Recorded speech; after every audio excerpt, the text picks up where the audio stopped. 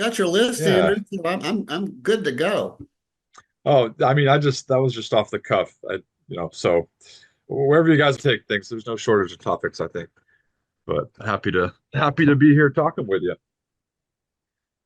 I have a couple of questions um, that are kind of into the Yeah. weeds, and so I don't know if we want to jump in that way. But I hope we get to them at a certain stage. Sh- Sure.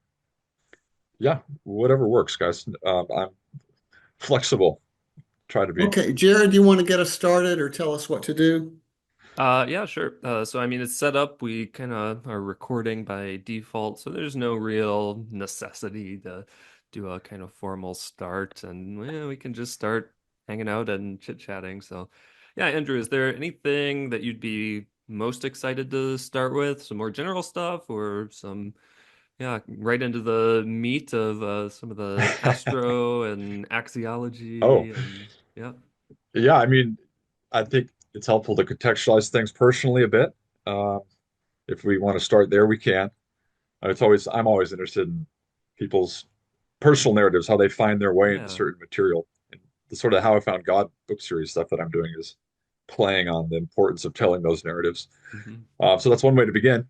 Um, but yeah, really, we can jump into the Astro Exo Ultimacy. The intro writing on Whitehead, which is I'm having a lot of fun doing, but it's a Right. challenge. Yeah. And so yeah, whatever works. Yeah, let's start with the personal side of things. I think that could be a nice way to get into it. And that's certainly an element we are trying to foreground in all these podcast conversations. So, yeah, how'd you get Yeah, into the process stuff, spirituality, sure. religion, more general? What's the arc of your life look like? And where's It's it still going? arcing. Yeah. Where's the telos here? Yeah, the telos. I'm quite sure there is a telos of some kind, but it may not be going somewhere in particular, right? This is where Teilhardians and Whiteheadians will disagree. No, well, I was raised in a Protestant evangelical community, and it's certainly on my mom's side. So I went to all Protestant Christian schools from elementary school all the way through high school. Um, and loved it for the most part. You take your initial context for granted. The classes that I enjoyed most were usually my Bible classes, which is partly because the instructor I had was quite good in the sense that he'd leave open questions rather than close them down. And I love that because it gave me a sense of having something to contribute to an open question that may not have a perfectly settled answer. When I think back, those were early indications of a certain trajectory that I would follow with respect to this material. And I remember meeting with friends on Rocky Point up on a hill, and the stars just beautiful, just poking at the stars. I just loved to do that since I was young. And that's always sort of stayed with me. So I love Whitehead's statement at the end of Modes of Thought, that philosophy begins in wonder, and in the end, the wonder remains. Of course, he's taking that from Plato and the early Greek thinkers, of course, but I've had that sort of wonder with me. And it was just a natural progression for whatever reason, given my background, that it would find its way into the new avenues of philosophical and theological interest. So part of my philosophical journey is wrestling out a lot of the questions that you have as a conservative evangelical kid, um, the problem of evil being one. And so at Point Loma in San Diego, where I did my BA in philosophy and theology, initially was biblical studies, quite interested in that. Reading more got me more into theological questions proper, and certainly a little bit of philosophy. But it really wouldn't be, I think, until master's work at Claremont School of Theology. It was Claremont Lincoln at the time, was this new interreligious university. There was a lot of possibility and excitement associated with it. It didn't last very long, but I did a master's work in interreligious studies, and the world opening up to me. I had been traveling at the time too, so my experience was bringing me new questions. But it was the first, I think, semester of my master's work at Claremont where I took a ministry in the problem of evil class. And Jay, you remember John Sweeney, I'm sure. John Sweeney was then working at the Center for Process Studies, but would teach occasionally a course on the problem of evil. And so it's that course where I first began to read some of the options that process thinking allows. So Cobb, Griffin, Hartshorne, Whitehead, and my sort of mind just expanded with respect to what's possible to affirm philosophically and theologically. And if it wasn't for that course, I think Mhm.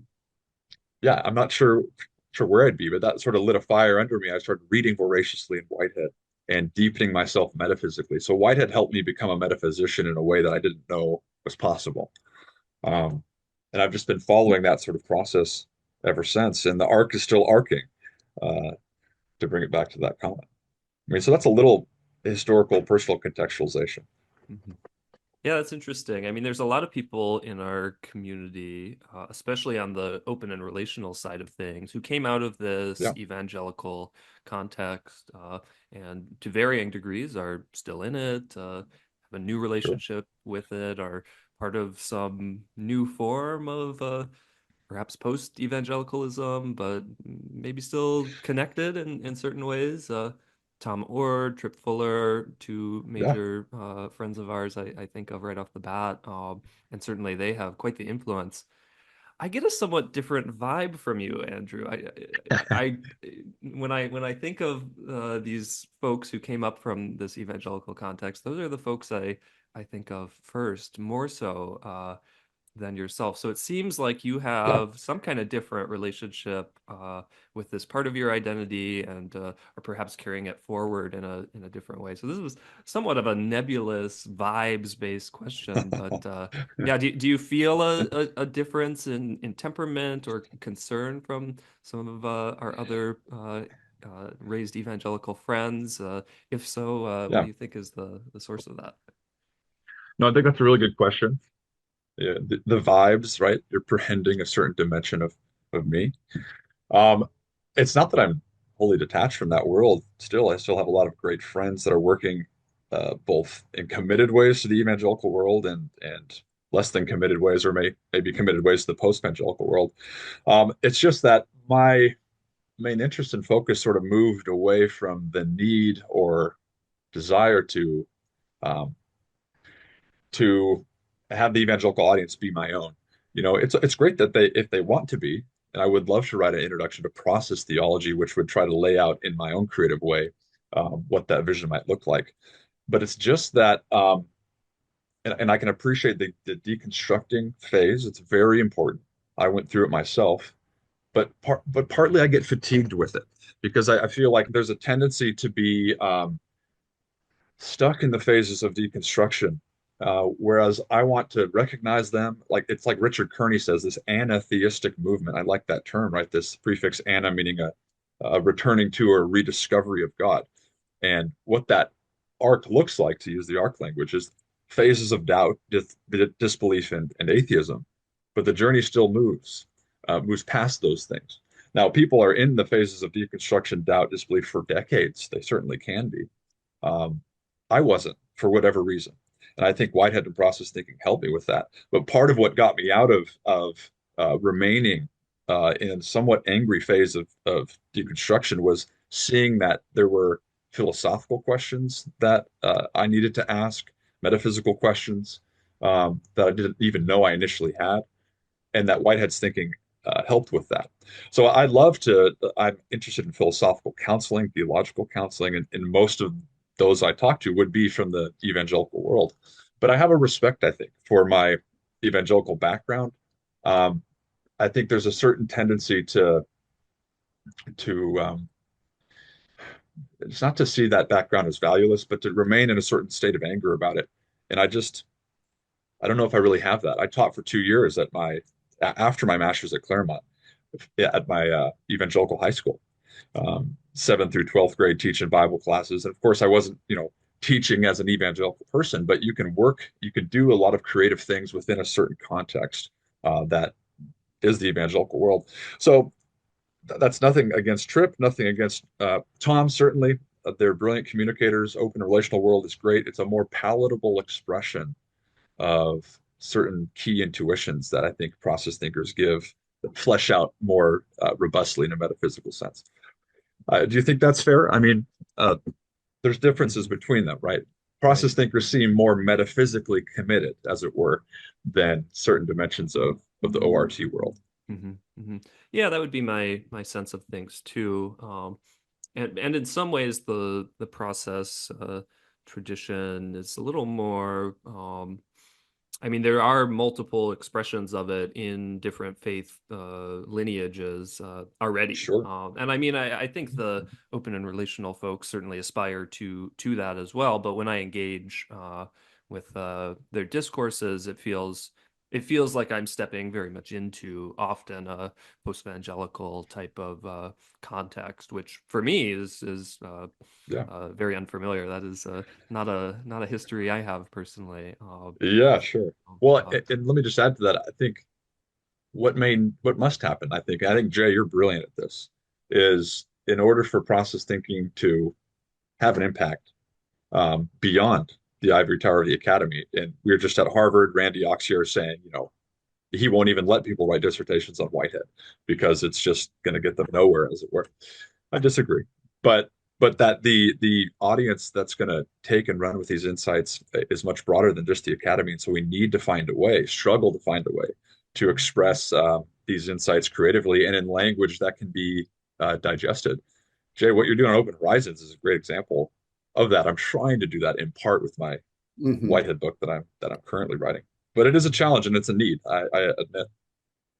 Andrew, let me tell you one place where I still hear the evangelicalism in in Yeah, you. It- sure. um, one trait of a lot of Christian thinking, but that includes evangelical Protestant thinking, is a Mhm. preoccupation with ethics, Mm. where the kind of consuming question, one consuming question is God, and another is goodness. Yeah. How can I be good? What happens when I'm not good? What is goodness? Hmm. And there's an element of Whitehead, as you know, that is interested in beauty. Yeah. And to really be in awe of some forms of beauty, you have to leave behind questions of goodness. Um, Aspects of the natural world, for example, flare forth in non-moral ways, but they're still awesome. You can hear forms of music that are abrasive and not necessarily conducive to anything you'd call goodness of the soul. I'm thinking of forms of doom metal music, for example. Sludge metal happens to be in my mind right now. Uh, Careful. but, but nonetheless, they're intense. And Yeah. there's something attractive about that intensity. So Mhm. I guess I started that as something I hear in you, but you've been very interested in ideals and the Yeah. role of ideals in human life, how when we're drawn to values understood as ideals, is that of which goodness would be one, but beauty another, and truth still another. Do you Sure. think the concern with ideals reflects your evangelical heritage? I guess that's my first question. And the second is, where Mhm. does beauty fit in for you? Yeah. That's a really great question. Um, you have me thinking now of evangelion, right? The good news, right? Which evangelicals should be uh, espousing.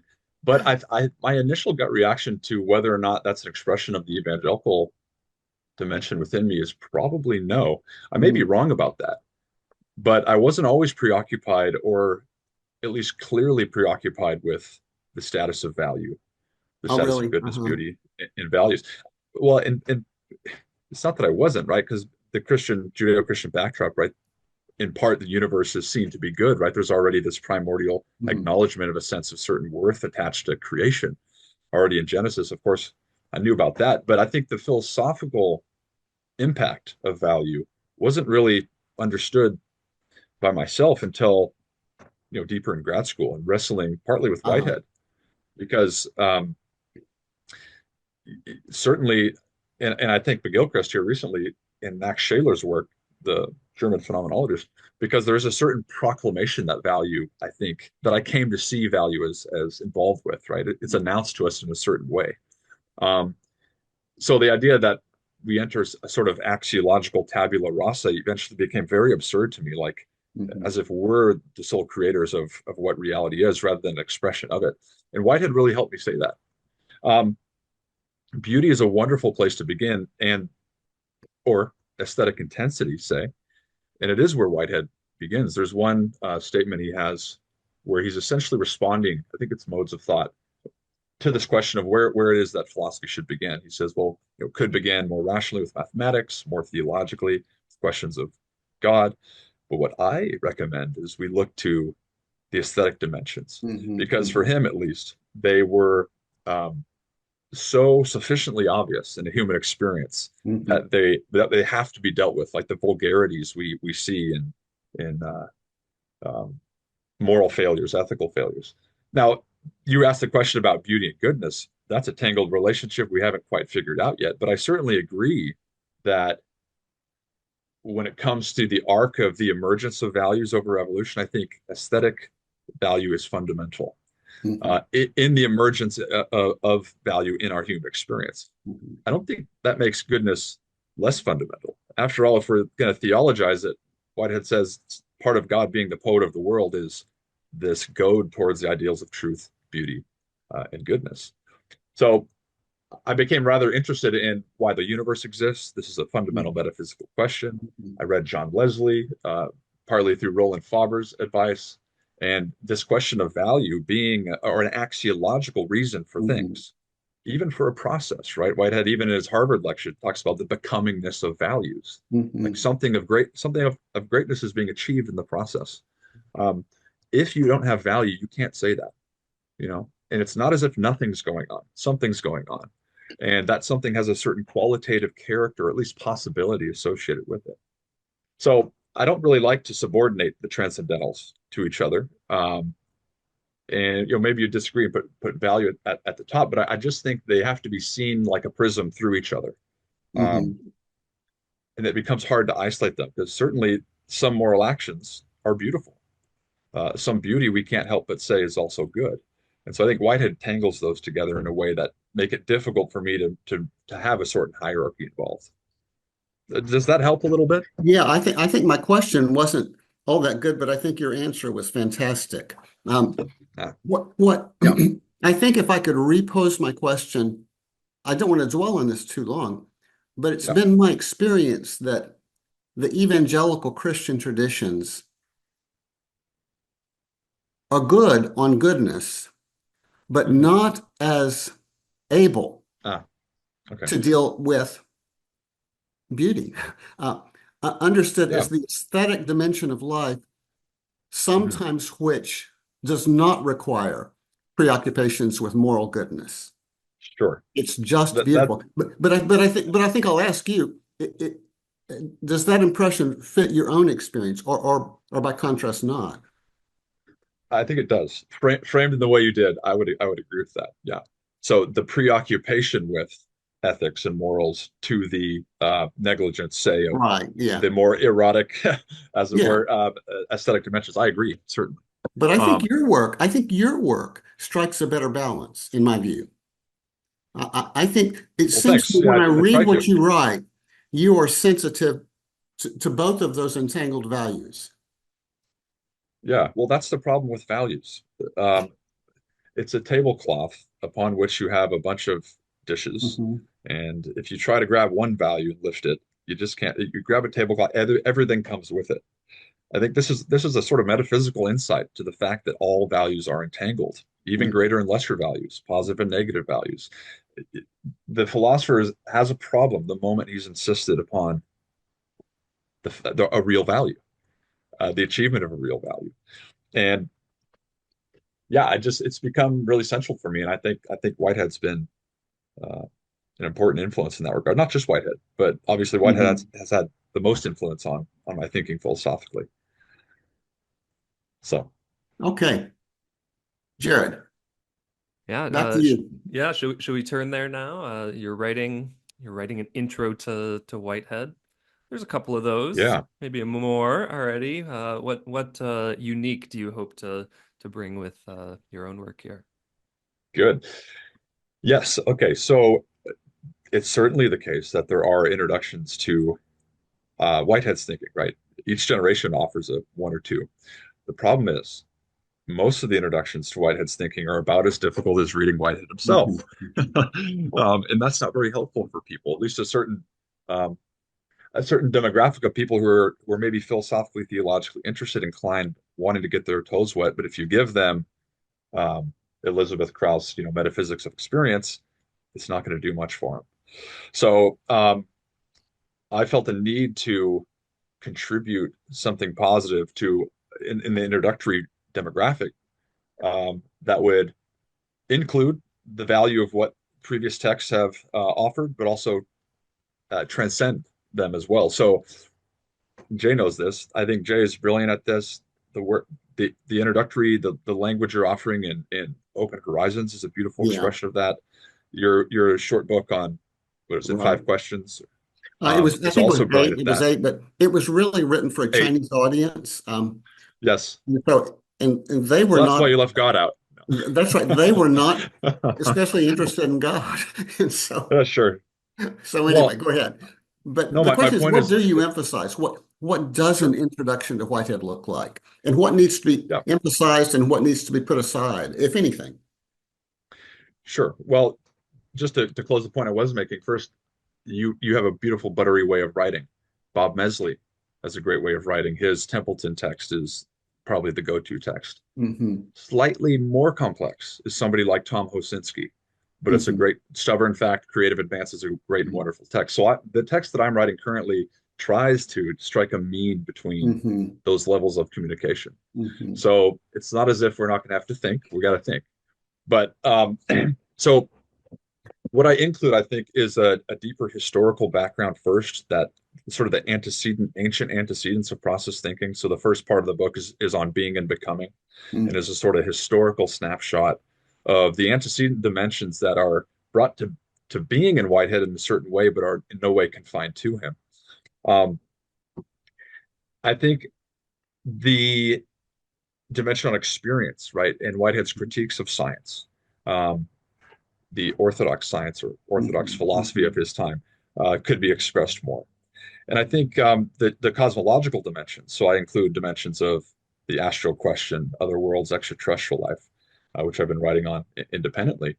Um, but let me put it this way, and this is a wonderful quote from Evelyn, Whitehead's wife, and it's in Lucian Price's dialogue. She says, she's talking about his thinking is a prism. It must be seen not from one side, but from all sides. So seen, as one looks from underneath and overhead, you see it spinning with light and color. And so this prismatic metaphor for approaching Whitehead is helpful. You could see each introduction as a side of a prism. In fact, when I was learning Whitehead, I read almost every introduction that I could get my hands on. It was like I was looking at a side of a prism. But I take that metaphor in this book, and each part of the book is the side of a prism that we're looking through, but never detached from the others. So the last thing I'll say is I'm a fan of Whitehead's God, as you both know. Um, and I think I'm able to communicate a certain vision of it that perhaps hasn't been done Hmm. before. So I'm trying to do that in a playful and a creative way, and with some humor along the way. So again, I want the text to not be a overly difficult text. So, but writing an intro is hard. It's not obvious what to leave out, what to Yeah. include. We struggle with not confusing what Whitehead really says with what we want him to say, right? So here's this subjective element. All I can say is those are things I'm struggling through, but there's a romance involved, and I have an Yeah. intellectual crush on Whitehead. Otherwise, I wouldn't be writing this text. Hmm. Hmm. So You didn't mention Sherburne, and I mean, I know you probably did yeah, mention Sherburne in your book. What do you make of Sherburne? He's had such an influence on people reading Process and Reality. Um, yeah, what's your take on Sherburne's key? yeah. The key was Sherburne's key. It was very helpful to those listening who don't know that. That's his essentially his reorganization of process and reality so that it'd be more readable for intro students. I mean, you are getting Whitehead in that book. So I think that's a great text. But again, I don't think it's wise to hand people process and reality per se if they're wanting to get their feet wet. Um, I mean, at worst, that sort of could turn them away from what really could be a transformative worldview, and it was for me. And so what I'm attempting to do is sort of communicate that transformation in palatable language. I think Sherburne does a great job in that text, but I think that's still too heavy for a lot of people. I don't really like Sherburne's Whitehead without God stuff. Of course, he was important part of that discussion. What was the early article? Maybe in the maybe 80s or so. Um, I think problems arise there. So part of what I want to do in this text is show at least why Whitehead and myself find that something of the divine element is needed to make sense of some real problems or questions that arise when thinking about the emergence of experience and the wider process of the cosmos. So I have nothing major against Sherburne. I just don't think I think overlooking or dismissing or saying we don't simply don't need what Whitehead termed God or renaming it, arguably, is not a step that I would make.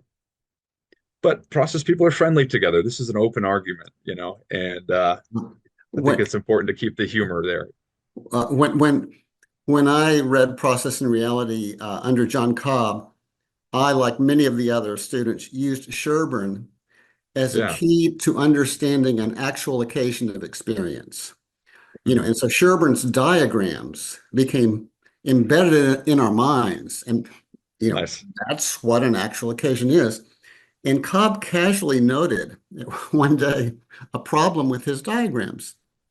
And that is that the, the past actual world understood as the universe of previous actual entities was actually part of the concressing process, not Mhm. outside it. So it's the Right. universe that concresses in a moment of experience. And as soon as he said that, I looked back at those diagrams and I thought, well, you're right. He kind of draws a circle and has that outside the process of concrescence. So I guess the point is just how instrumental uh, Yeah. diagrams and it can be that may mislead as well as inform. That's a brilliant point. And one thing I am doing with this intro I'm writing is including a few attempted diagrams. Yeah, I'm yeah. not a big fan of diagrams, but of course, each intro to Whitehead tries to include some diagrams. So I agree. There are some great diagrams in Sherburne.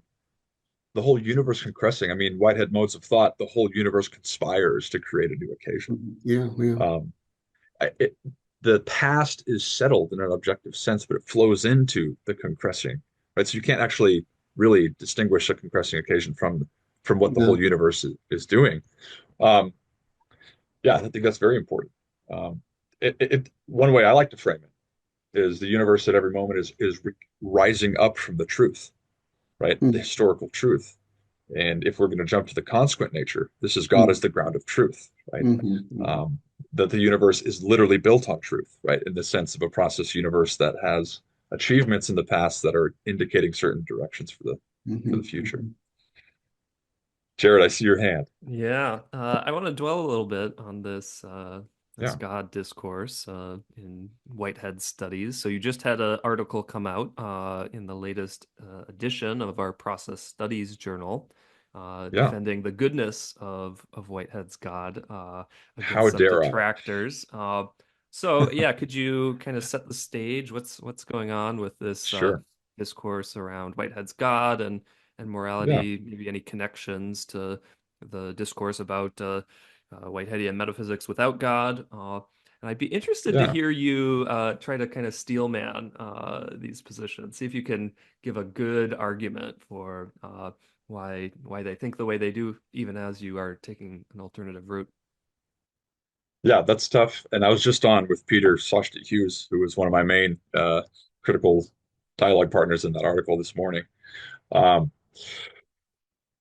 right. Well, it's not a new critique of Whitehead's God. So Stephen Lee Ellie, a number of years ago, I think it was a whole book on Whitehead, but he, made the claim that perhaps provocatively we should not just think of a primordial and consequent nature, but a diabolical nature.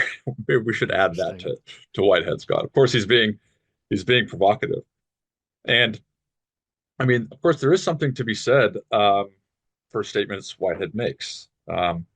He does make statements that might lend one to think that, well, this is hardly a God that is fundamentally good.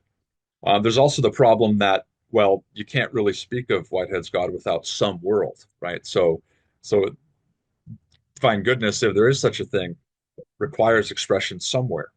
Um, and I think that, we can say in some sense that, well, really, the world is the context in which good is discerned, but God may not necessarily need to be good. Um, I think so. I think my critique of Peter and Pierre Francisco Basel in that article is to say that I don't think they've taken the full sweep of Whitehead's statements into account, at least in part. Right? Peter is provocatively saying that Whitehead's God is really the devil, right? Um, it'd be an odd understanding of the devil, though, I think. So I think this is where I don't think you can just focus on the aesthetic element. So where the critique is made that, well, Whitehead's God is really more interested in aesthetic intensity rather than moral intensity, um, I think you can make that case, um, and might have to within a process universe, but I don't think that means that Whitehead's God is not good, per se.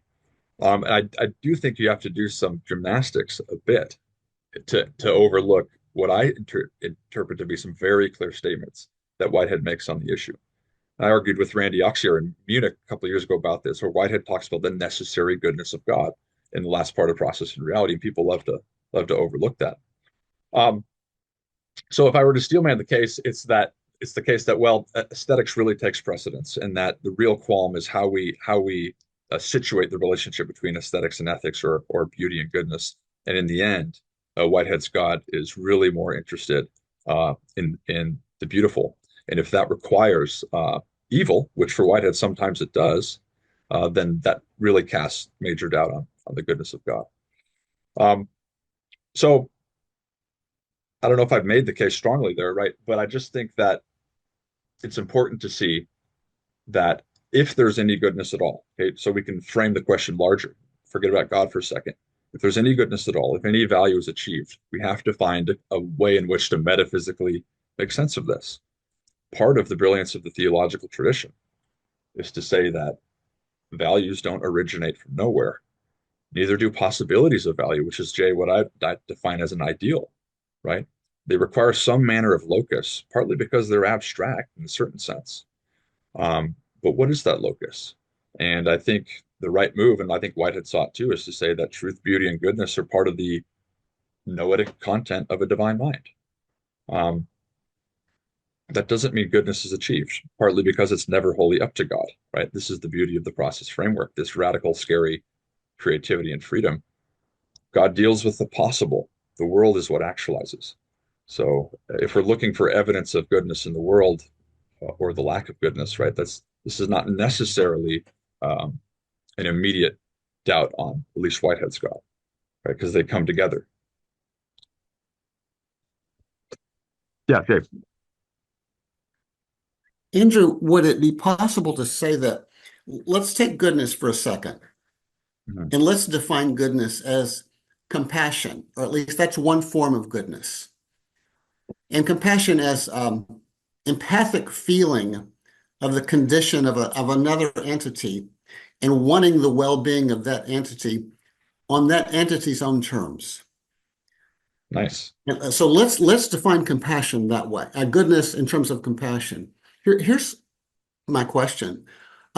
Would it be fair to say that that particular value was not relevant for 97% of the history of the universe, ongoing history of the universe, and became relevant only somewhat recently, at least on our planet, and even there Mhm. with a certain kind of animal, mammals, perhaps. And so, yes, God has always been good in the sense of holding that ideal, but Mhm. it took 13.7 billion years for that particular ideal actually to become relevant. Now, I'm curious, Yeah. what would you make of that? What would you think? Well, I agree. So we're pointing to the evolutionary arc of values.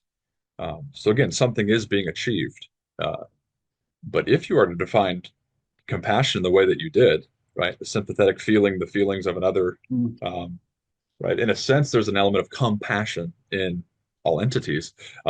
They may not be able to feel it for their, for the sake of the other, as it That's were. right. That's the deal. But that Yeah. element of mutual prehension is a sort of compassion, but we might not yet say it's good. So I agree. Whitehead says, right, there's some epoch of the formation of protons and electrons in the early universe. So I think that's a context in which we wouldn't say moral value or moral Yeah, feeling has any real place. We certainly would say aesthetic feeling does, aesthetic right. intensity, Yeah, because after all, the formation of protons and electrons are achievements of order, of harmony, and those are aesthetic values. Um, but I think we have to keep our vision going with respect to that arc. With the increase in complexity, the increase in mm, order becomes an increase of value, and there is a kind of dawning of moral intuition we might speak of, concomitant maybe with the dawning of a certain form of consciousness, where the purely arguably aesthetic values of feeling are transformed into a moral mhm. value of concern in and for that being. So morality, and Whitehead even says it in Religion in the Making. Again, not that we have to be slaves to Whitehead, but the moral order is certain merely aspects of the aesthetic order. And I interpret that statement to mean that aesthetic, the aesthetic dimensions of experience are primal.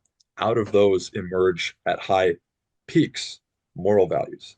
And the analogy would be that just that consciousness emerges not from nowhere, but from more fundamental uh, states of experience. So too moral value emerges not from nowhere, but from more fundamental modes of aesthetic experience. So I agree with you, right? It's been a very short time, at least on our planet, that this moral sense has dawned. Yeah, It's a great gift, I think, but also we're struggling to see currently, right, in our societies, what sort of detriments are also involved with well, that. well, Andrew, this is one place where I'm uncertain, but I don't find it entirely plausible. I think it's kind Yeah. of a Teilhardian idea that Mhm. the universe kind of from the get-go has been on its way toward and aiming toward something like Mhm. compassion, thus understood, seeking the well-being of the other on the other's own terms. And so that Yeah. would mean that like 90%, 97% of the history of the universe, um, it, in a way was on its way toward 3% is probably a bit high. Um, Probably. 0.1%. I don't know that I find that credible. Uh, maybe so, but how about you? How about you?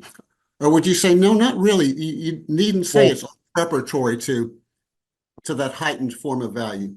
What do you think?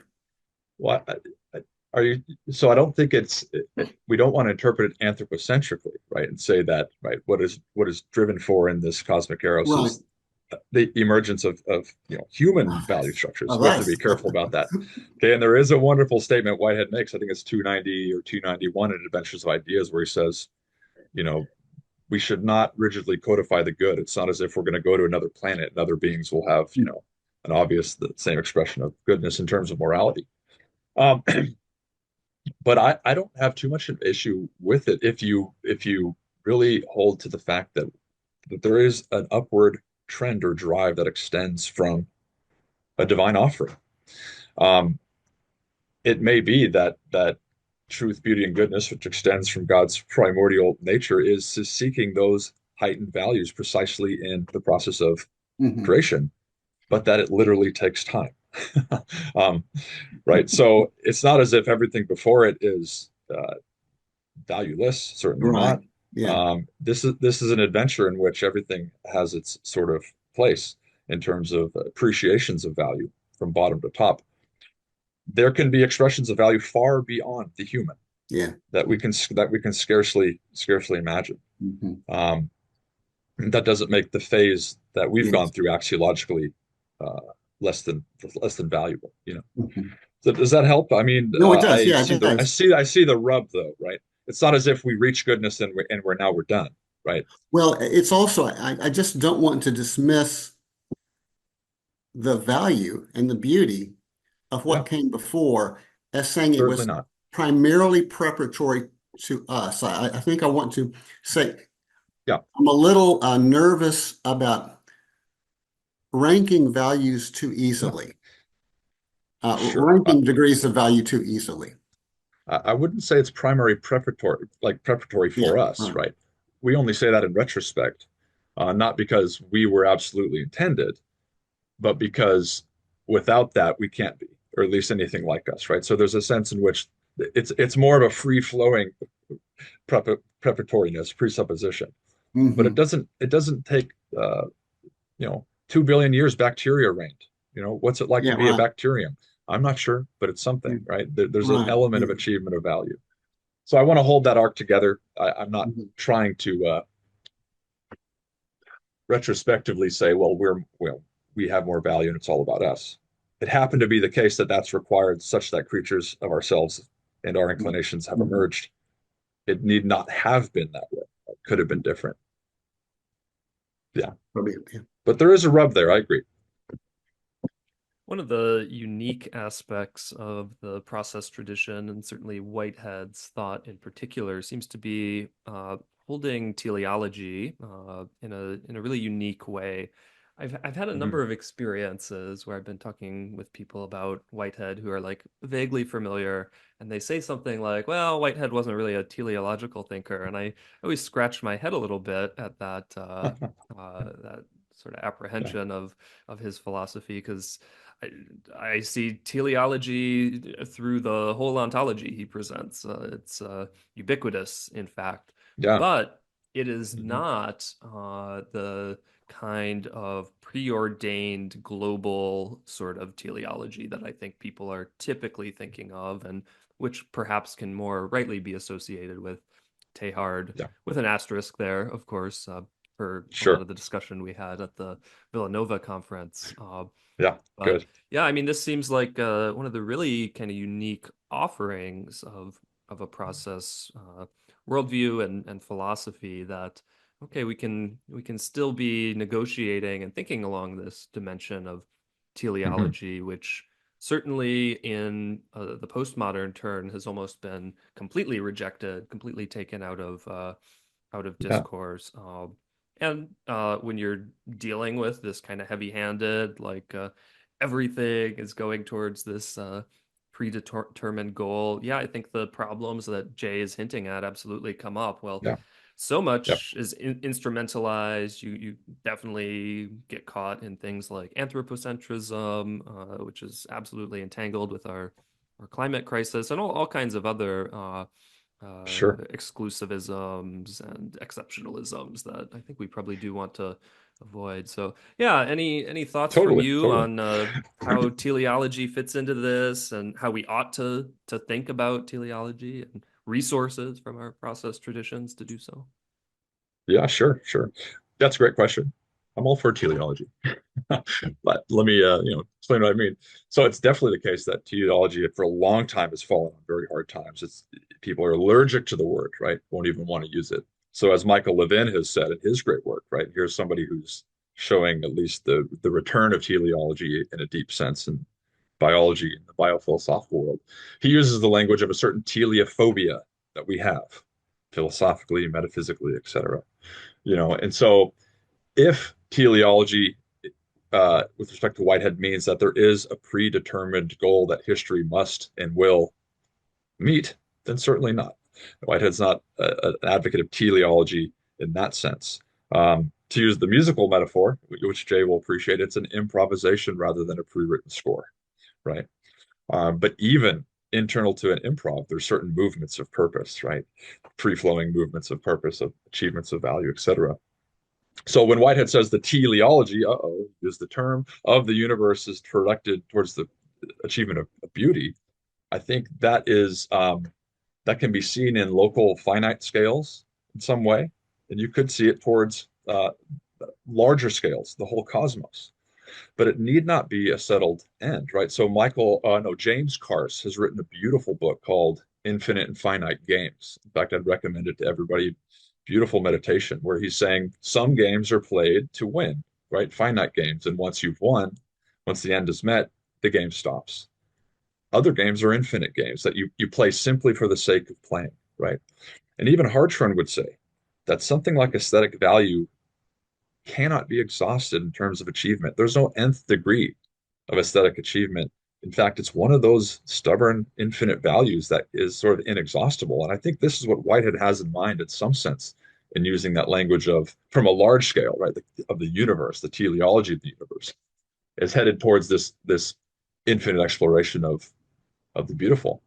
But it's obvious that teleology is in his system. Um, right? Every aim that is there's an aim a part of every concrescent occasion.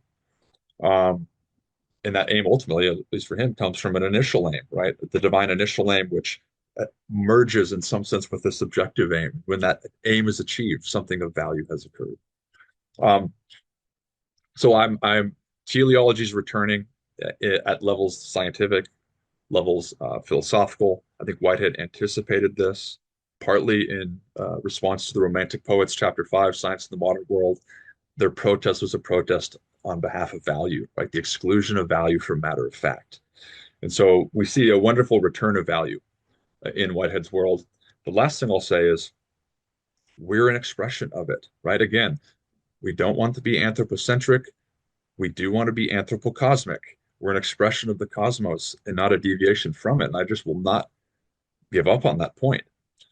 Whitehead has a great line, right? Scientists animated by the purpose of proving they are purposeless constitute an interesting subject of study, right? This is his sort of playful, a nudge to these performative contradictions that we beings, which in every moment and every day operate through purposes, aims, ideals, we're haunted by them. Um, those don't come from nowhere. There's antecedent dimensions of that which extend all the way down in nature for Whitehead and really are never ultimately absent. So I think teleology is still returning. We need more creative work on that. Part of the difficulty is rethinking how we use the language. It's not a William Paley type of thing, right? That we're not dealing with design arguments of teleology. It's not Right. divine design, it's divine desire, right? Mm. And that's different. But teleology belongs in the desiring universe as well. So does that help a little bit? Yeah, absolutely. And I mean, I've seen it likewise coming up Yeah. in certain ways. Certainly, some of the like chaos theory, cybernetics type stuff has been talking about ideas of attractors Yeah. as well. Yeah. And I mean, that's Mhm. unique. Levin's work and others thinking, well, maybe there's some top-down causation in addition Sure. to this Sure. purely kind of billiard balls. Deterministic Right. version of the story that we get so predominantly. And certainly, yeah, Yeah. if a more complex integrated entity is causing something amidst its parts or in other ways, there's some kind of intention or aim to that activity. And I mean, the Yeah. second you start thinking about human life and our own experiences, obviously we intend to do things, and uh, in many cases, we're able to take the intention and implement it in action in various ways in our lives. And well, obviously, there's teleology here. So, at what point Yeah. Yeah. does this enter the picture? Is it this miracle human phenomenon? Well, that doesn't really make sense. And now we're stuck in anthropocentrism in a different way. And so, I Right. think Right. the anthropo-cosmic rebuttal is a strong one. I think a big part Yeah. of this is a certain dimension of realism that the process ontologies typically have, which I mean that's another kind of major turn we're seeing towards speculative realism and related trends. And I think here Yeah. again, Whitehead very much anticipated things. I mean, to extend your jazz metaphor, well, I mean, yeah, you can play any note in an improvisation, but the specific attainment of value of that note is going to be significantly determined and colored by the presence of the other notes Yeah. in the field. And I mean, a skilled jazz musician will tell you, well, yeah, there's no wrong notes, perhaps, because the improvisation continues, and such Yeah. a blue note can be recontextualized in a phrase by a skillful musician to actually be Sure. evocative and not just sound bad or mistaken or out of place. But that requires that there are real relations between the subsequent notes temporally, Hmm. but also within a field at any given time. There's these other instruments as well. Yeah, so Well, that's yeah, definitely no, part of this. Please. I'll let you jump in just a sec, but Whitehead, of course, was a great lover of music, and he has, this great statement again. There's some gems in the dialogues book that Price writes. There's Mhm. controversy about the book, but to continue the musical dimension, but there's relations not just among actualities, right? But the actual and the possible. This distinction is very, Mhm. very real for Whitehead, and he has a great statement where he imagines this composer, composing this beautiful piece of music, and then he says, "But everywhere around him hover the infinitudes of possibility, the alternative ways this vastness might be expressed." Right? So it's like the emergence of an eternal object of some wild patterned kind of some way, maybe. But right, but we're not just related to actualities; we're related to possibilities, and not just in any neutral sense. We're related to the possible through a compass of value. Um, so I think that's important to keep in mind because it's not as if we invent the possible in some way. We don't invent, arguably, a value structure that's associated with the possible. So it may not be good or bad notes, but there's harmony and discord, right? Again, these are not trivial. We don't invent those concepts. So I just think to see ourselves as an expression of them, use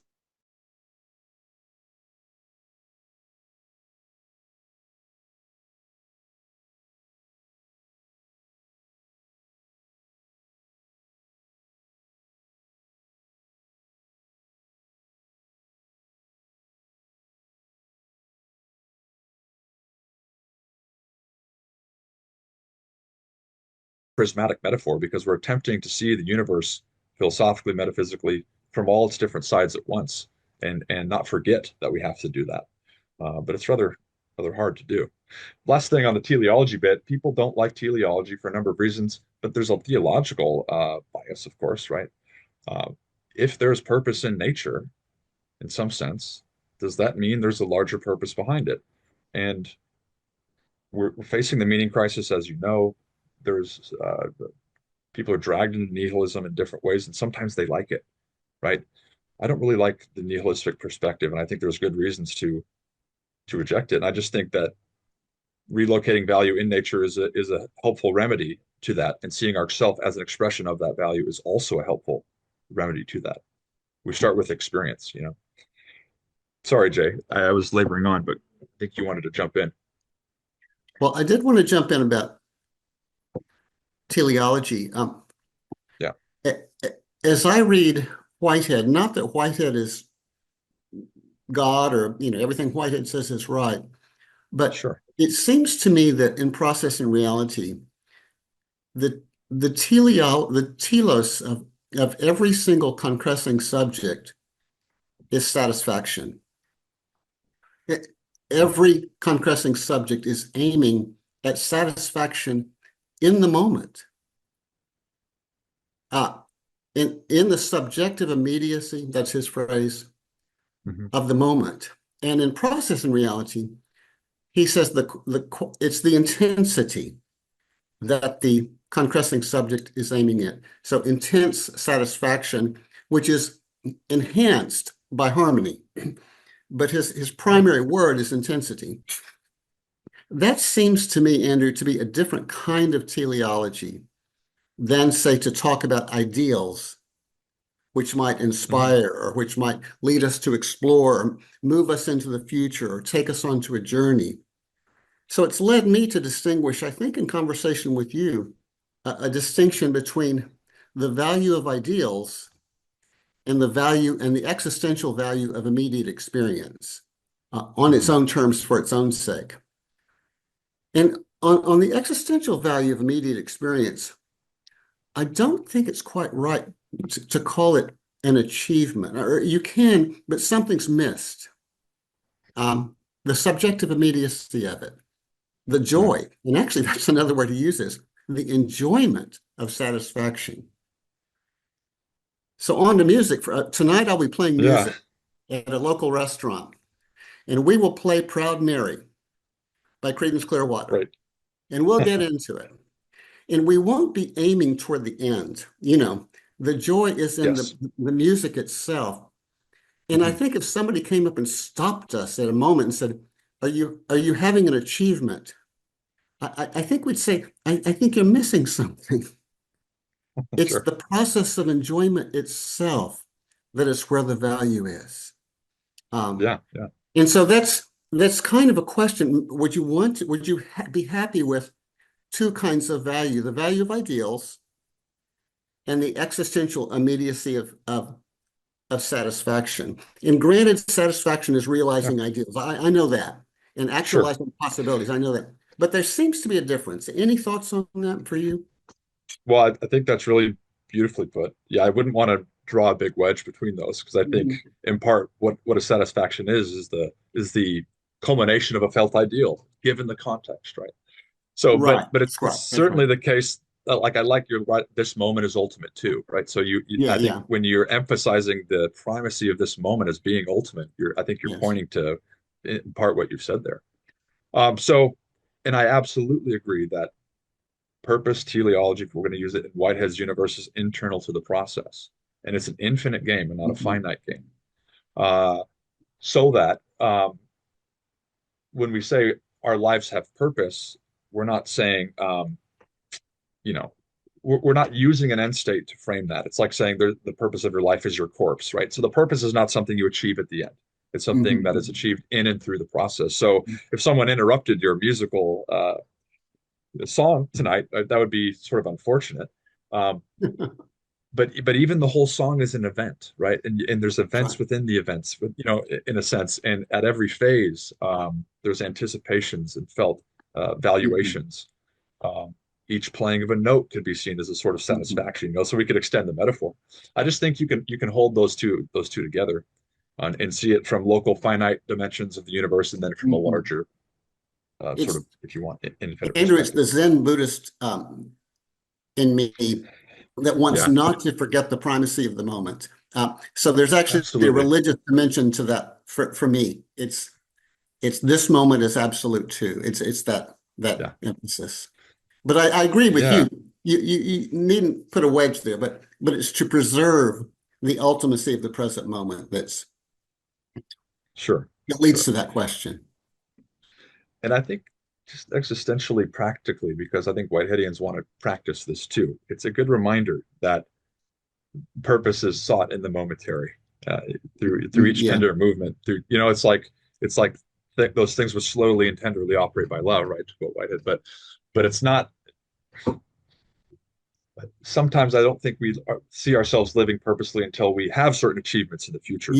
Yes. Right. There's whole antecedent, uh, you know, dimensions that allow that achievement to come into being. So the achievement of the song is not necessarily its ending, right? But one wouldn't know that the song had achieved something without that ending too. So right, there's phases of events. It's a satisfaction of the musical event. And you remember that passage in part 5 of Process and Reality on God, where he talks about the Galilean vision.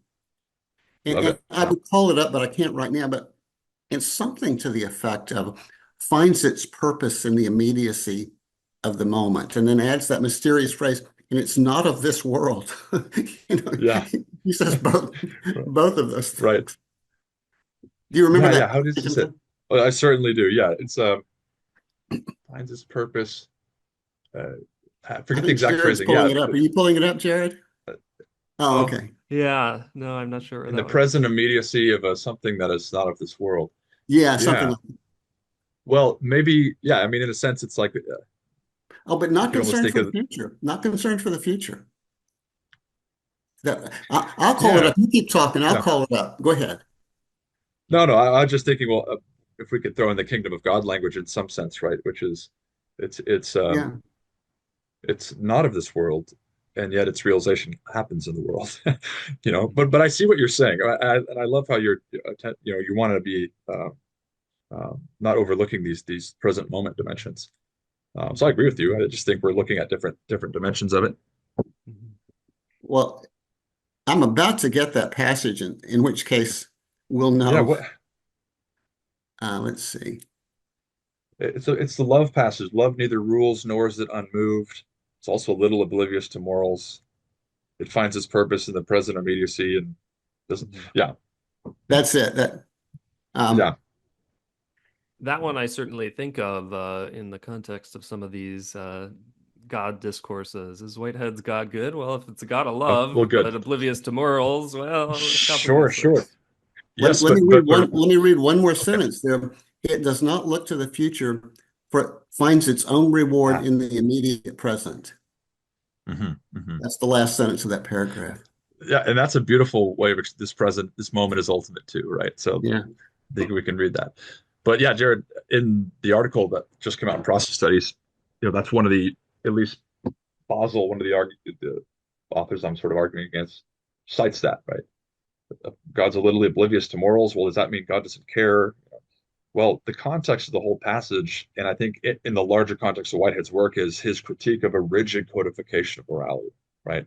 Mm. A static form of morality in a fluid and processual universe. And saying, the purest conservative is fighting against the essence of the universe is right. It's sort of critique to say in the morals frame that we're holding on to a codified dimension of morality that's irrelevant to where things are headed or what's the way in which the moments of time have passed through that.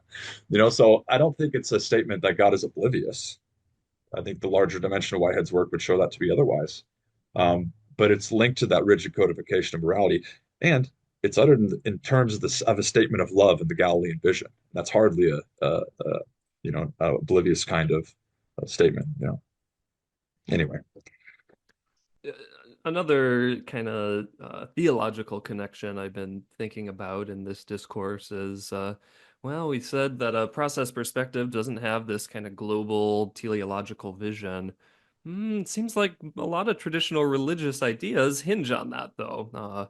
The kingdom of God, certainly, that we hear about in the New Testament and is central to Jesus's sayings. Well, a lot of the interpretation of that has been in this kind of teleological frame, and yeah, certainly eschatology, even more so. Well, there's some kind of culmination or final end towards which this creation, cosmos, and the human's place in it is pointing. How do you yeah. reconcile these things?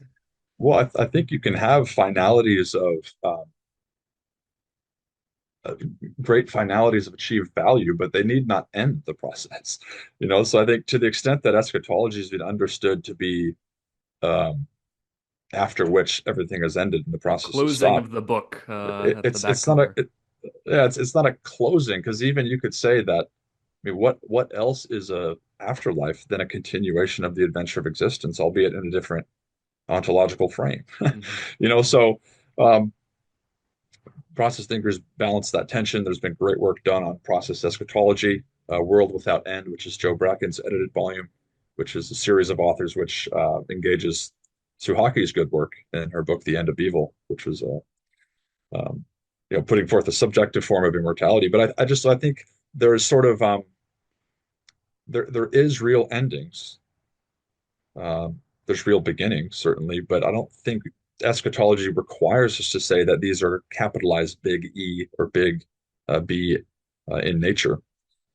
So there needs to be a good eschatology worked out. Whitehead has an eschatology. It's right there in part five. It's even there in Adventures of Ideas. The final union of zest with youth and peace. It's just beautiful culmination, but it doesn't end the process, right? It may be an ending of a certain kind, right? One epoch might feed into another epoch's end, cosmological epochs for all we know. That's an eschaton of a certain type, but it may be that the divine vision need not have any final collapse in terms of the process. Why would there be? I mean, Mhm. anyhow.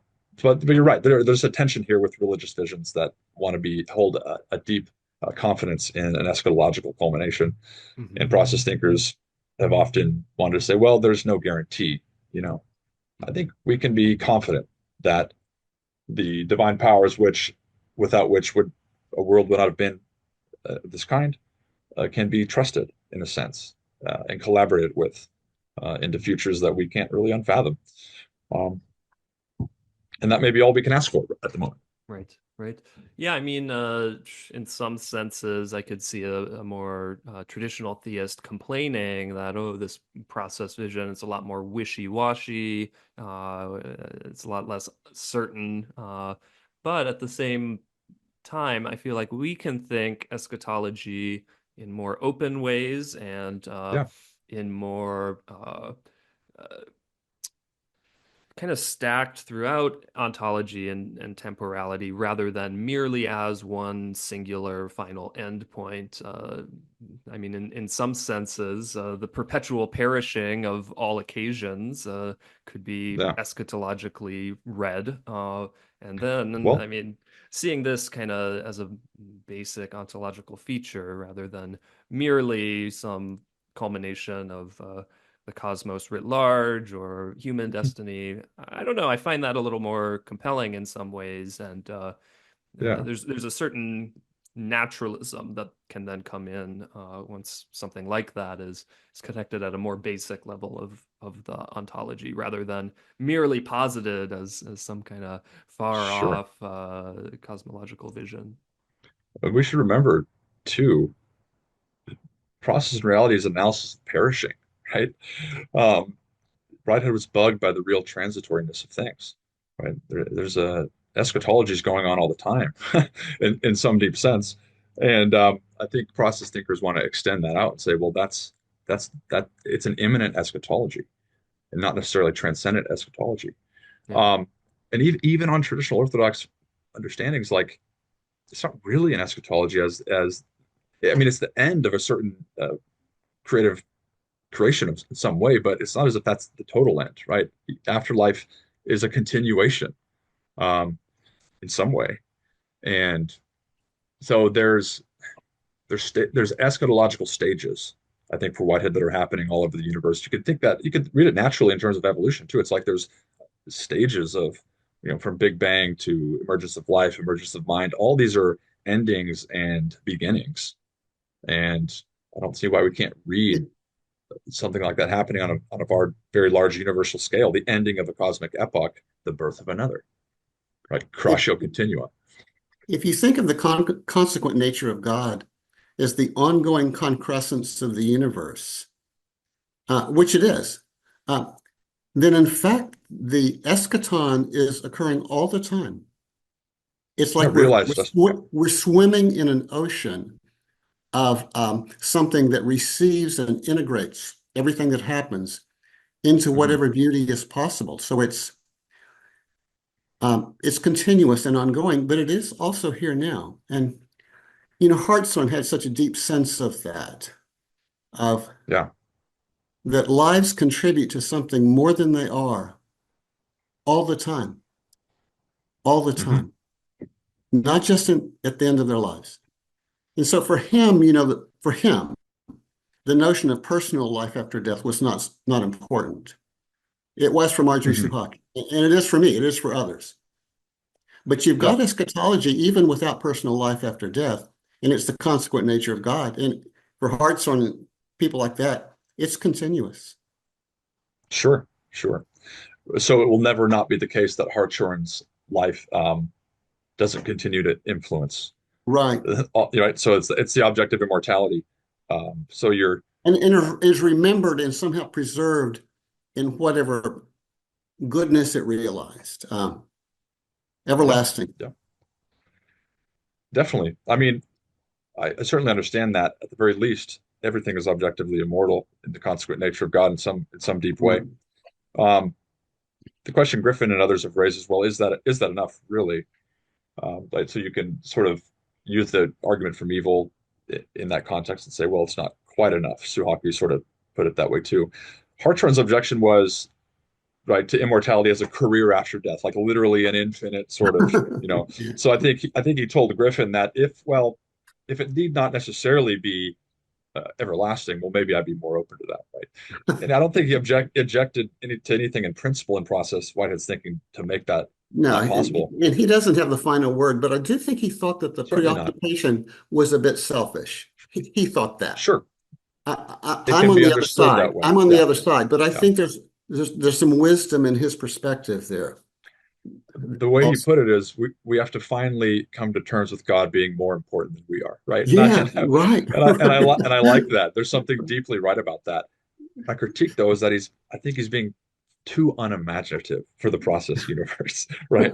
Where Whitehead really says, although it's neutral, the system is neutral on life after death and spiritual beings, there's no reason the question couldn't be uh, satisfied on other evidence, provided Right. it's trustworthy. So that's the thing, right? There's the opening to NDE experience, et cetera. Like, is the evidence trustworthy? And then even in Adventures of Ideas, he says, he could imagine a context in which, right, that the intimacy, the mutual immanence of occasions between God and the world is Yeah. so intimate that there might be a possibility of freeing ourselves from our body in a Wow. sort of Yeah. post-mortem state. Who knows what that would be like? Yeah. Yeah. So It's that's why I say Hartshorne may not have been being, as imaginative, I hope. But he's yeah. got a point, of course. Yeah, there's terrible ways to envision immortality, boring ways, static ways, and then there's ways in which the adventure doesn't end. There's infinite exploration of worlds upon worlds rolling over, Yeah. right? Well, I So, hear Roland Faber in there. well, that's I think it's Coleridge or Shelley, but that would be my approach. Yeah, Yeah. Hey, Andrew, can we turn to astrobiology just for a moment? sure. And I have a question here. I know that some people are interested in the question of whether there's life in other dimensions or on other planets and the like.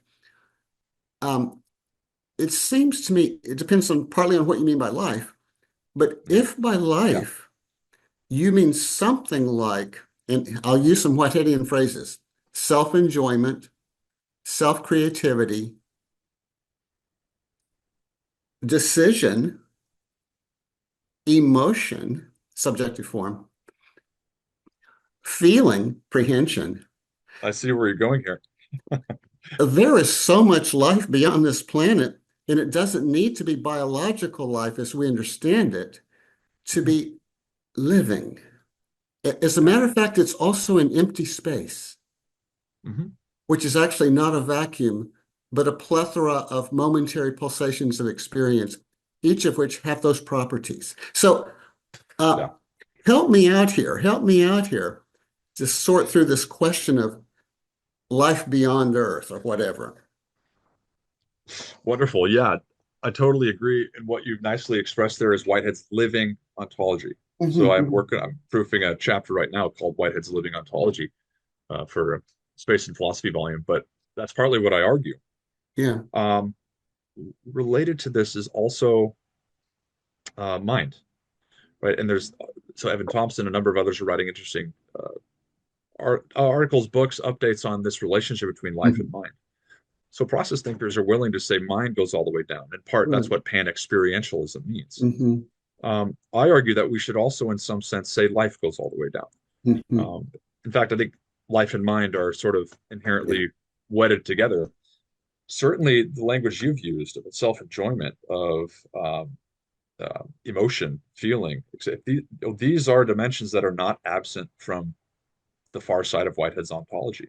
So Right. whatever actual occasions are and whatever they're doing, it's not death and they're not dead, right? Mhm. So and Teilhard struggled with this too. He says, prior to life, there's not death, there's pre-life in Mhm. some sense. But whatever it is, it's not lifeless, right? Mhm. And if it was, right, we face the deep challenge, kind of like with materialism, saying mind from vacuous matter. How do we get life from lifelessness? So I think astrobiologically speaking, or in the philosophy of astrobiology, it would be fun to develop, as I'm trying to do, uh, the discourse of living ontology. Uh-huh. Um, and I think Whitehead affirms that. I think he says it explicitly in Modes of Thought. If you read him Yes. carefully when he's talking about life, he says the absolute self-enjoyment, which Mhm. is an occasion, is how I Mhm. understand life.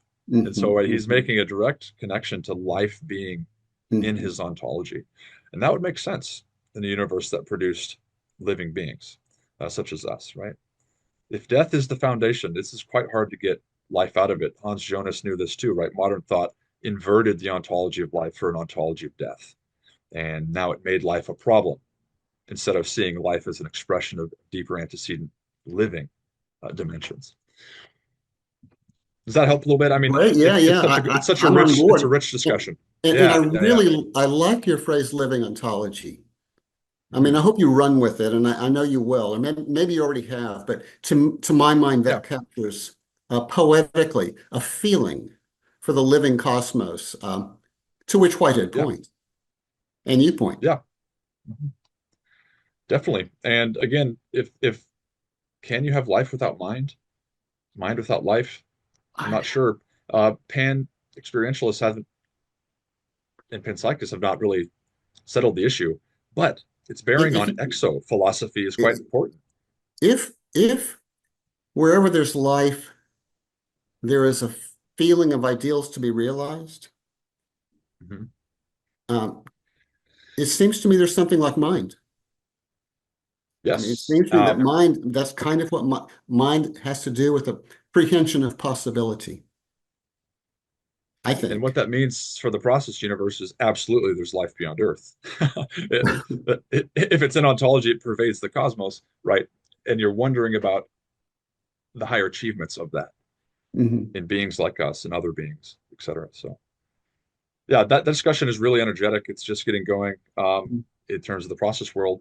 I'm happy to have contributed to that. I know you're doing some good work too, but um, our tradition, Lewis Ford in 1968, his early article was so good. I mean, it's still good. I mean, there's some problems with it, but yeah, this is an underdeveloped dimension of our potential relevance, and it's just fun to think about. That's why I'm pursuing it. Well, it's kind of liberating too, yeah. Mhm.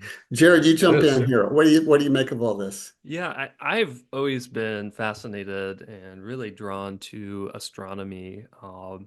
Yeah. One of the things I like so much about that science, that area, is it's probably the most useless of our sciences. Like, I mean, biology connects to medical research, chemistry, similarly. Astronomy, to such a significant degree, is pure sort of yearning for knowledge of our broader cosmos. And there's something very beautiful about that. Yeah, I don't know. In terms of the process, stuff. It makes so much more sense of how we go from matter to organic molecules to simple life forms to more complex life forms. It Yeah. gives a much more comprehensible account of that story than a lot of the philosophies that are typically brought to bear Yeah. on these sorts of questions, where at some point, whoops, there's experiencing and deciding entities, and well, Right. where'd that come Right. from? Well, Hard I to think say. it is. Well, you said something really important there, though. You said there's something beautiful about that, Hmm. right, in the context of astronomy. So I've been thinking a lot about recently. I have a whole proposal that's getting ready to submit for another opportunity, but won't go into it too much. But beauty in the space age, right? How our orientation towards the beautiful, which has always been with us, it's been linked to our planet, has been uh, confirmed and exponentially expanded with the advent of the space age, right? The Apollo mission, looking back, seeing Earth for the first time, seeing its fragile beauty, right? These astronauts, this experience of almost a kind of mystical state of seeing the world for what it is and saying, this is nothing short of beautiful. It's a form of cosmological aesthetics that we've always known about, but that the space age and technology has advanced and Hmm. exponentially expanded our awareness of what Hubble could see, James Webb can see in more detail. Hmm. And look at the James Webb photos. These are not hideous photos, right? We're seeing that beauty value actually goes beyond Earth as well, right? Hmm. And so I think this is important to keep in mind. The universe is beautiful. It beyond us, within us, and it pushes us towards a certain ethic of beauty on planet Earth, right? The Earth is worth fighting for, preserving because of its great aesthetic Yeah. integrity. Hmm. So yeah, it's beautiful, right? That could not have been the case. Like, what is going on? Again, we're back to this sort of almost teleological sort of sense. Hmm. Would it have been beautiful if we weren't looking at it through our telescopes? I don't see why not, right? It would be anthropocentric to say, well, things are only beautiful if it's Right. recognized. Yeah, if Um, I could rephrase, it's not that astronomy is useless, but it is not valuable for its instrumental Mhm. value primarily. There is intrinsic Utility, yeah, value to the knowledge of our cosmos and the experiences of beauty achieved through engaging and studying. this field, certainly. Yeah, I think absolutely. except for maritime societies, uh, for seafaring societies, the stars played a tremendously important instrumental role in navigation. Hmm. And so there, astronomy and practical ends very much coalesced. But Hmm. I agree with you, Jared and Andrew, about the beauty. I'm wondering to both of you, you know, the varieties of beauty, and one form is the sublime, uh, the sense of being small in the presence of something much more than you, like a thunderstorm. I mean, Kant was interested in the sublime. And I'm wondering what forms of beauty are evoked by astronomy, by a sense of the stars and the galaxies and the black holes and the supernovae. The sublime at the very least, but I just Hmm. suspect there's some more as well. Um, Yeah. Well, it's a great question, and I do have a volume titled "Value Beyond Earth: Explorations in Exo-Axiology," which is pending uh, response from Oxford. So my fingers are crossed. But in part, it's sort of looking at that question. One of the authors, a feminist philosopher of science, is weighing in on the space ethics debate, right? Or astroethics, astro policy. There's all these different terms, and one of the arguments she uses is the aesthetic integrity of Mars, right? So that we have to keep this in mind when we think of colonizing, when we think of if we encounter microbes, so that there's a certain, at least at the very least, a bare fact of aesthetic integrity. After all, even the circular shape, for goodness sake, yeah, right? This yeah, is a yeah, certain harmony. Um, right. so I think that's a part of it. I'm not sure how that would relate to the sublime per se, but it's yeah, it's related in some sense. Jared. Yeah, I think there's, at least what I've noticed in my own experience, is there's maybe something of a paradoxical phenomenology to experiences of the vastness and beauty of the cosmos, or perhaps a sort of double exposure of experience. On the one hand, you feel very small. You are realizing your uh, tiny parochial place in this truly vast and uh, complex web of existence.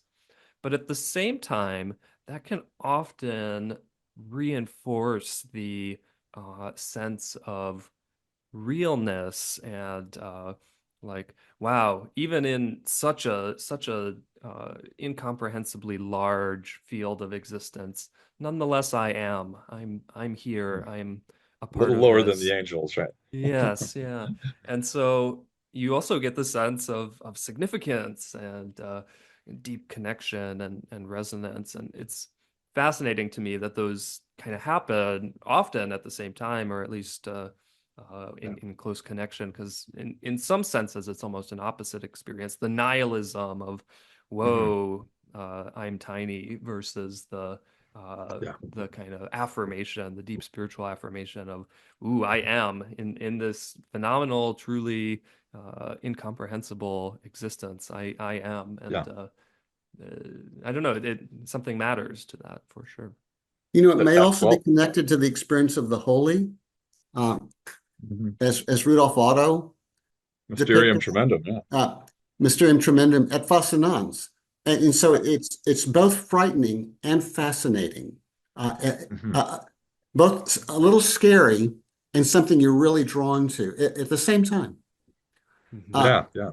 and I wonder if the experience of the holy isn't arriving in our lives these days, actually, not only with help from the sky and the stars and the like, but with the instruments now, Yeah. the James Webb Telescope that enhances our capacity to feel that. It's like a Bible, except it's a telescope. Beautiful. I think I hear another Open Horizons article coming. Yeah. Well, I wanted to come back to what you said, Jared, because I think it's so important to push back at the so-called Copernican principle. If by that we mean we have been uh, uh, decentered in terms of our meaning, or our significance. Like there's the whole discourse tends to focus far too much on size and meaning, size and significance, but it's not the size that counts, right? To be sort of somewhat playful. Obviously, we're not physically the center of the universe, right? But to take that and then say, therefore, we're meaninglessness or not unsignificant, non-significant is, I think, a step too far. What it neglects is the anthropocosmic dimension, right? It would be anthropocentric to say we are the center, and if we've been decentered, therefore, oh gosh, we can't think of ourselves as meaningful. But the anthropocosmic thing is to say, yes, although we've been cosmologically decentered, we have no other choice than to see ourselves as metaphysically recentered in terms of experience. We have to start with our experience as an expression of this cosmos. And I love Whitehead for never really giving up on that, Mhm. you know? So yeah, we're small, but we matter. Even Whitehead says that the first glimmerings of consciousness are a proclamation. Something matters, Mm. right? Here is something that matters. That's what consciousness says, the mattering of things, right? Not just the matter of things. So I think that's important. Copernican principle can be overstressed, and in a nihilistic direction, there's no real need for that. Mhm. Um, so that's been part of my debates with Stephen Dick and with others in the Mm. astro conversation. Right. Right. Yeah. Yeah, as I understand it, one of the insights of the kind of relativistic perspective that has come out of the more recent ventures in physics, at least past 100 years and so, is, well, center isn't some kind of final objective place to be identified. It's relative to where you're measuring, where you're experiencing. And Hmm. so to say that we are not the center is as scientifically incorrect, so far as I understand it, as to Sure. assert that we are the center. One thing that came up relatedly for me in our kind of more phenomenological discussion was in relation to the holy. Another term I thought of is ecstasy. And the kind of etymological meaning of this term is standing outside. And in the space age, we have literally, experientially, come to be able to do that collectively. These astronauts standing Yeah. outside of Earth itself, this cosmic ecstasis of our civilization. So there's something profound there as well. Absolutely. And it makes good sense that this would be connected to deep spiritual experiences, as we're Yeah. seeing some of the same relationships of standing outside oneself, but on a literal, physical, cosmological way, standing outside of the Yeah. Earth, our home. It's called the overview effect, right? Which is the of these astronauts having this ecstasis, this almost mystical experience of confronting the magnitude or the minuscule nature of Earth, but never without realizing its fragility and its beauty. So I think there's such a thing as cosmological beauty and cosmological aesthetics. The advance of science and technology has revealed this to us in a way that was not possible, uh, arguably, to our ancestors. And I think part of the proposal I mentioned is to make that more front and center and to draw out some of the implications for how we think about our relationship to Earth and to life beyond Earth. So, Well, we're coming to a close here, but I think we will definitely need to have some subsequent conversations to dig in further. But as absolutely. a yeah, as a wrap-up question here, I'd love to be curious to hear your thoughts as someone immersed in these discourses in this community. Where are some of the leading edges of the process movement, and also Mhm. to a little more of a interesting, intense question. What do you think the process people have been underemphasizing or even getting wrong? Where do we need to maybe correct course a bit here? Yeah, that's a great two-pronged question. So I'd say some of the more exciting directions. I mean, I think this whole astrobiology connection is an exciting direction, which hasn't really been, pursued previously. So I think we should still pursue that. And I'm trying to put my hat in the ring and call other process thinkers to do the same. And in part, Roland Faber and I has the large astrophilosophy volume. That's a nice contribution to it, although it may take your life savings. unfortunately. So the astro, certainly, there's the more localized terrestrial biophilosophy direction that I think is really quite interesting. Michael Levin, we mentioned, but Spiridon, Matt Siegel, and colleagues are going to have an online biophilosophy conference, I think, next July. But there's been recent work done there, which is, again, so fascinating because it's bringing back not just the teleology, but how we think about what it means to be a living organism. And so those two directions are sort of beyond Earth and localized to Earth. There's also the continual energy surrounding the relevance of psychedelics. So I was on a call with Peter and others, Sasha Hughes, who's one of the most important psychedelic philosophers in the world, and I think that is an important direction. And all of these are linked to, of course, the philosophy of mind, which is not going away. um, Mind at large, as it's been put, Huxley put it in that term. The status of mind at large, or mind first ontology. There's all sorts of new panpsychist, idealistic, or some combination frameworks that are out there, and that's one direction where we need to continually be in dialogue with people. So there's a few. What I think where um, process thinkers need to take the classical tradition more seriously, from my perspective. Um, right, so I don't want to belabor the point, but I just think there's much the Eastern Orthodox dimensions, the mystical dimensions of that tradition should be really interesting dialogical partners. Even Aquinas and others, I think the risk is that we straw man certain dimensions of the classical theological tradition and potentially the philosophical tradition too. I think those process thinkers who are trained classically first and then find their way into process are more robust and rounded because they can speak to those connections in ways that I think some have too easily dismissed. Like the whole notion of substance, right? It's so whatever Aristotle was saying about substance, it wasn't Descartes' notion, right, of uh, a nothing but sort of entity, right, requiring nothing but itself in order to exist. It was much more dynamic in nature, and so I just think we have to be careful about generalizing. And I mean, it's not as if we're coming up with all the good stuff now. There's antecedents, and I think we need to take that more seriously. Anyway, that's a couple things.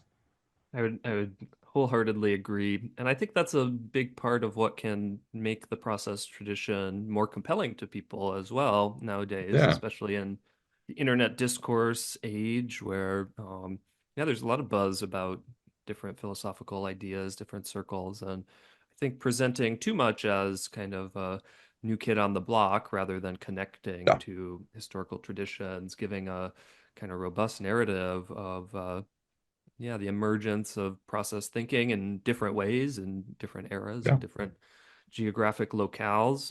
Yeah, that's yeah, compelling. I mean, I think certainly many an insight were had prior to our friend yeah. Whitehead, Sure. and yeah, a big part of the chat we had with Matt Segal was talking about yeah, how do we broaden out who gets in this tent of process thinker.